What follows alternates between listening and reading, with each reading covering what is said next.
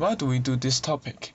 In Hong Kong, the blood is urged for supply in public and private hospitals. Over the past 4 years, the supply of whole blood and red cell products recorded a 17.24% increase. If the supply unchanged, meaning no increase in blood collection by the blood transfusion service, it can cause serious consequences. Actually, there are different methods which increase in blood supply. Now, our groups will explore the commodification of blood and analyze this way whether it is legal or not. Many people believe that blood is a kind of tissue.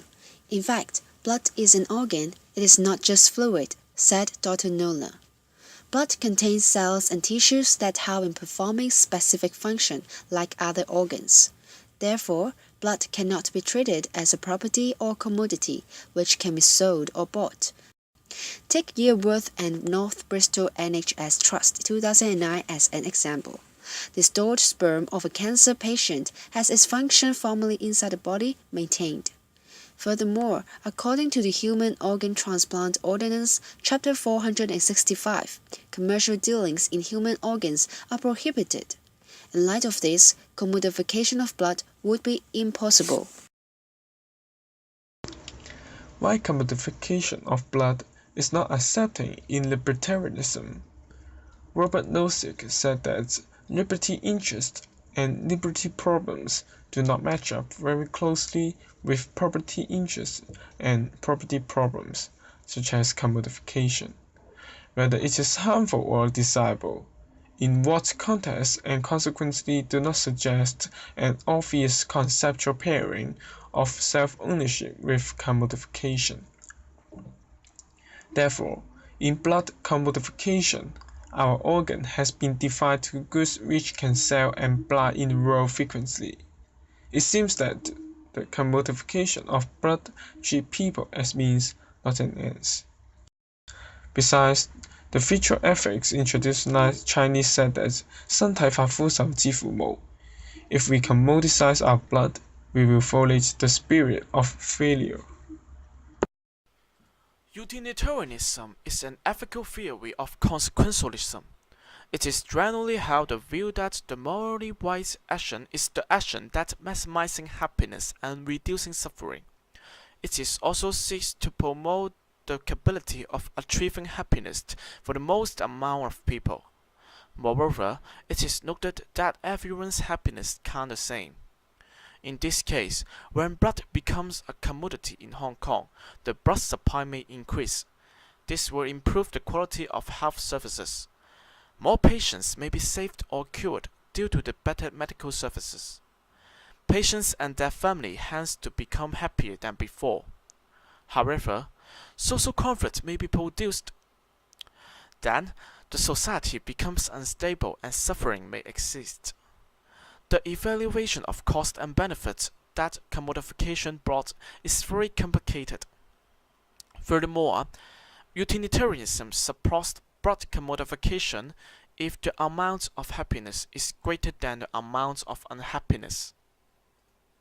After discussing about the two ethical theories, initially it is clear that the two contradict each other, as utilitarianism supports the commodification of blood as it can increase the blood supply and make more people benefit from it, while libertarianism against it, as people should not use their body as a means or tool to make profit. However, over a period of time, there may be some challenge appears. People may start to not respecting lives.